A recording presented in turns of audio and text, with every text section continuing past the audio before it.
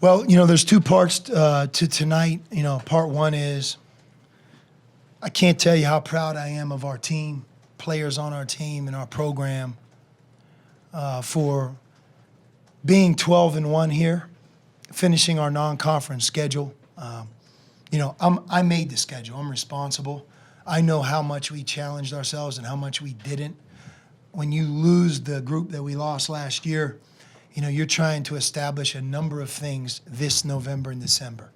Team chemistry, confidence, roles. And I never could have predicted all of the things that were going to go against us along the way to add to the 13-game schedule. If you would have told me that Caleb Tarzuski would have missed the last 3 months and we would be 12-1, I probably would have bet you a lot of money that wouldn't be the case. And all of the other injuries that, from your guys' perspective, if they don't miss a game, you don't look at it the same as I do. But if you see a kid not practice for 7 to 10 days or 5 days, it really takes its toll on the development of our team. So we've had a number of things happen, and in a funny way, I believe it's given us a higher ceiling moving forward than maybe we would have had if we hadn't had the adversity strike us. And what I mean by that is somebody like Duson is so much further along and more prepared for the Pac-12 than he would have been. And across the board, I think everybody has been given more to do. And my hope is that we then can welcome back our entire team, have a great stretch of health. I think the odds are in our favor, and become the best team that we possibly can be. And I only go through that because our non-conference season's over and we're 12-1. The second part of tonight, Long Beach State is a very talented group. When they get in their conference, they're going to be very, very difficult to beat. I think from an individual perspective, offensively, they have great firepower, great quickness, a couple players that I think could play about anywhere in the country. And we had our moments that were good, and we had our moments that weren't good. So we'll take it, learn from it. I thought the one statistic that jumps out about tonight's game is getting to the foul line 32 times and converting 28. That's been a strength of ours through 13 games. The percentage hasn't necessarily been a strength, but I believe that that's one of many things that will continue to move in a positive way for us, our free throw percentage. But the difference in the game was our ability to get the ball in a position to get fouled and then convert. Other than that, I know you're going to ask questions about the Pac-12. This is my 7th Pac-12 season. Hands down, it's the strongest conference that I've coached in.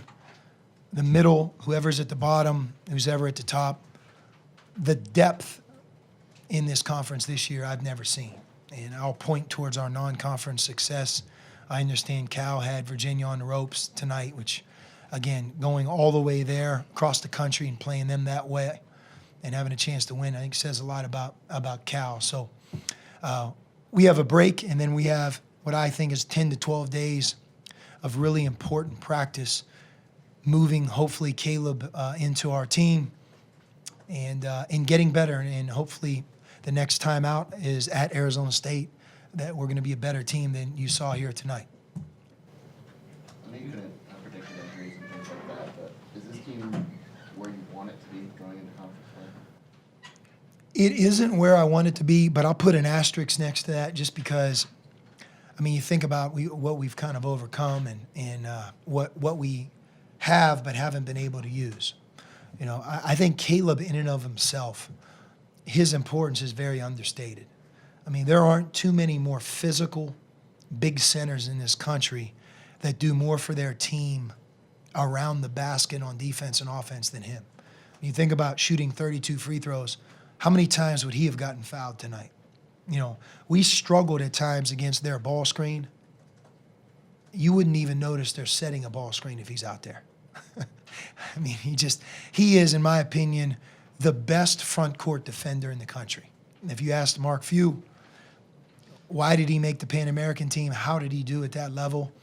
He's not a rim protector from a shot block perspective, but he's so physical and quick and smart that he just makes your defense so much better.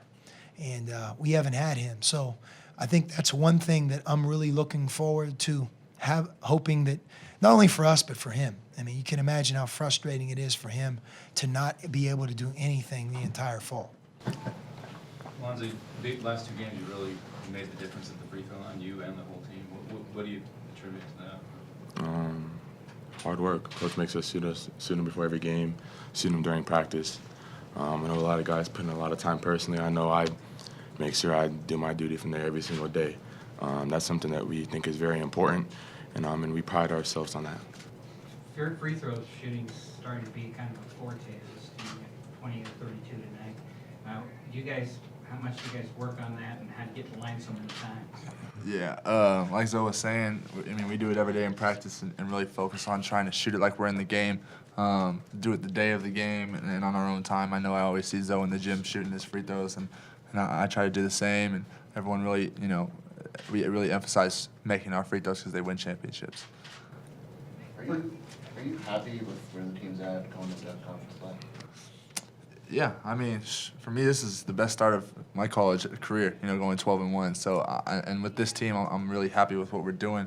Like I've said before, I think, just our effort level needs to stay high, and everyone needs to keep playing as hard as they possibly can while they're out there on the floor, and good things will happen for us.